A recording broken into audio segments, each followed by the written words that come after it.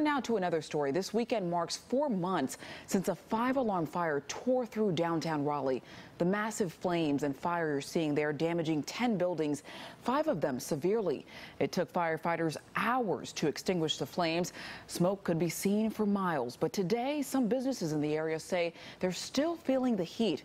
They tell us street closures caused the customer base to drop, and their hope is that the city can finish repairs to open those roads.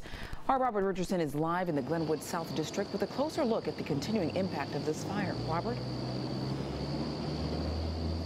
Well, Michelle, some of the business owners tell me while the fire didn't damage their buildings, it did affect their budgets. And this week, several of them met with city officials as well as some construction crews to ask for urgency in removing these roadblocks.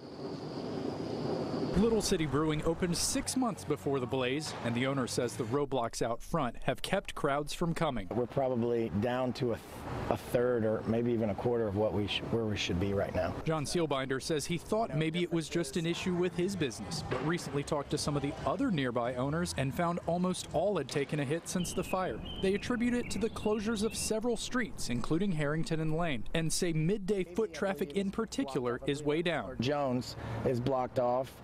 We're pretty much just kind of landlocked here. The roads remain closed as repairs continue on damaged buildings. And it doesn't seem like there's been a lot of activity going on in the past couple months. It's kind of hit a standstill. Parking is also limited, and Seelbinder says the area's one-way streets can create further complications. Are people giving up by the time they can't get somewhere? You know, I mean, there's a lot of options to go to, and when you can't follow your GPS and get here readily, like, people might get a little confused. He says he saw that firsthand while making the Saturday afternoon trip to check on his brewery. I was just in an Uber riding here.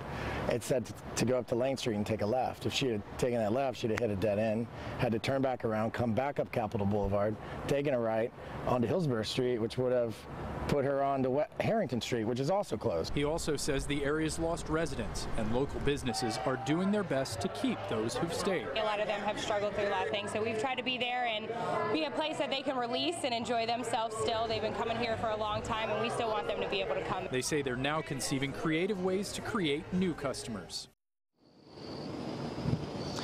And the business owners tell me they've heard that they shouldn't expect these roads to reopen until by the end of the year at the earliest. We've reached out to the city for comment, and we'll keep working to get you that response. Reporting live in downtown Raleigh, Robert Richardson, CBS, North Carolina.